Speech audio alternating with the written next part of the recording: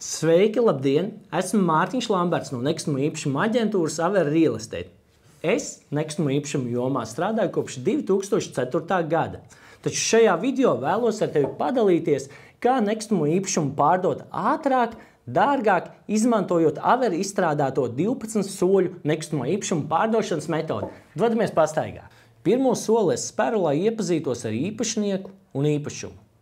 Man ir ļoti svarīgi saprast, kādēļ cilvēks izvēlas pārdot savu īpašumu un cik ātrā laikā to vēlas veikt. Kad esmu iepazinies, seko viens no svarīgākajiem soļiem – padziļināta tirgus izpēte un nekustamā īpašuma novērtēšana.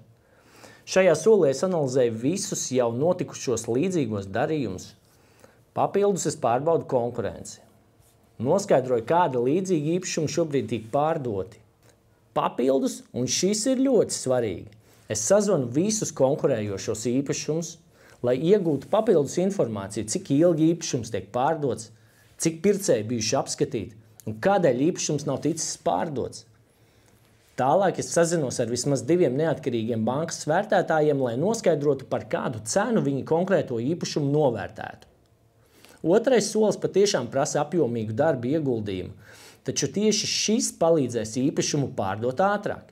Kad darbs ir veikts, es atkārtoti tiekos ar pārdevēju, lai pastāstītu par veiktās nekustamā īpašuma izpētes rezultātiem un izteiktu pārdošanas stratēģijas priekšlikumu. Kad esam vienojušies par sadarbību, tad veicu rekomendācijas par to, kādus uzlabojumus būtu ieteicams veikt īpašumā, lai īpašums būtu īpaši garšīgs potenciālajiem pircējiem. Un noteikti nepieļauj kļūdu 5. solī. Īpašumu fotogrāfijas un video augstā kvalitātē mūsdienās ir ļoti svarīgs faktors, lai par īpašumu ieinteresētos pēc iespējas vairāk pircēji. Es piesaistu profesionāļus, kas īpašumam veids gan foto, video, gan 3D tūri, kas ļauj īpašumu izstaigāt virtuāli. Īpaši šis svarīgi ir ārzemniekiem, kam nav iespēja fiziski atbraukt un īpašumu apskatīties.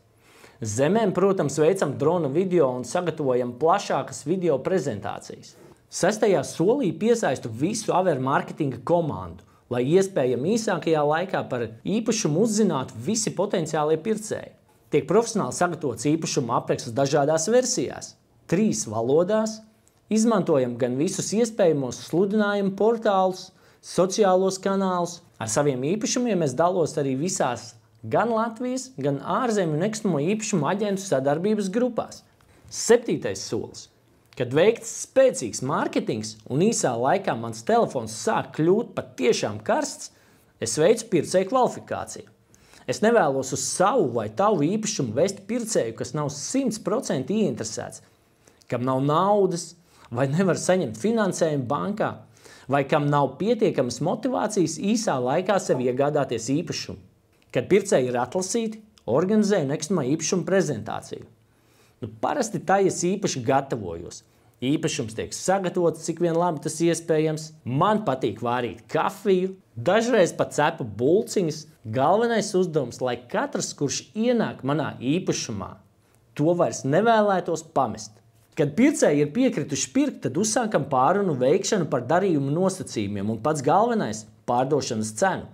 Ja esmu panācis, un tāds ir mērķis, kad vairāki pircēji ir gatavi iegādāties, tad uzsāku cenas uzkaulēšanas procedūru, lai īpašumu pārdotu tam, kas maksā vairāk.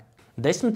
solī piesaistu juristu ar vairāk kā 20 gadu pieredzi, lai sagatavotu rokas naudas līgumu, pirkumu līgumu un citus nepieciešamos dokumentus juridiski korektai un drošai īpašumu pārdošanai. Kad dokumenti sagatavoti, organizēju dokumentu parakstīšanas procedūru attālināti, vai kopīgi dodamies pie notāra, lai dokumentus parakstītu klātienē.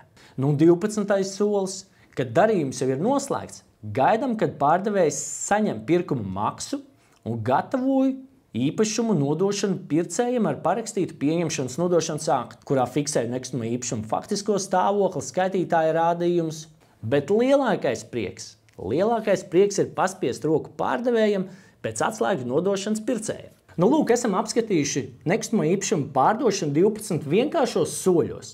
Noteikti tev vēlos aicināt šos soļus mēģināt arī savu īpašumu pārdošanā, taču gadījumā, ja tev nav laiks, nav vēlme ar to nodarboties, es būšu ļoti priecīgs, ja sazināsies ar mani, lai vienkārši pajautātu padomu konsultāciju vai lai palūgtu pārdot tavu īpašumu ātri un dārgi.